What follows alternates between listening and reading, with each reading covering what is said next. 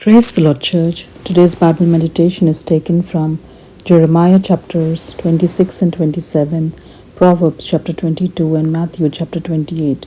If you're new to the Living God family, a very warm welcome to you in Jesus' name. Hope this video will be a blessing to you as you hear and listen to the thoughts as we read through the Bible together. I encourage you to read the chapters during your personal devotion time and become recipients of listening to God's voice daily. Jeremiah chapter 26 verse 13. Now therefore amend your ways and your doings, and obey the voice of the Lord your God. Then the Lord will relent concerning the doom that he has pronounced against you. Jeremiah chapter 27 verse 22. They shall be carried to Babylon, and there they shall be until the day that I visit them, says the Lord.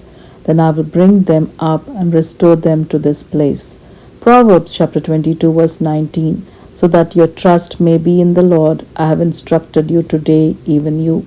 Matthew chapter 28 verse 6. He is not here, for he is risen, as he said. Come and see the place where the Lord lay. God the Almighty, our Heavenly Father, wants our soul to live with him for eternity.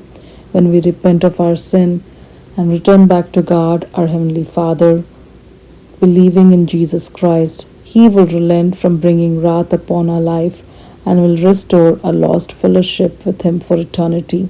May we choose Jesus to be our Lord and Savior today. Thanks be to God for the gift of salvation. Praise be to our wonder-working God. In Jesus' name, amen. Thank you for the privilege of your time in watching the videos and being part of Living God community. God bless you all abundantly, as we're all created to be holy and happy in Christ Jesus. Amen.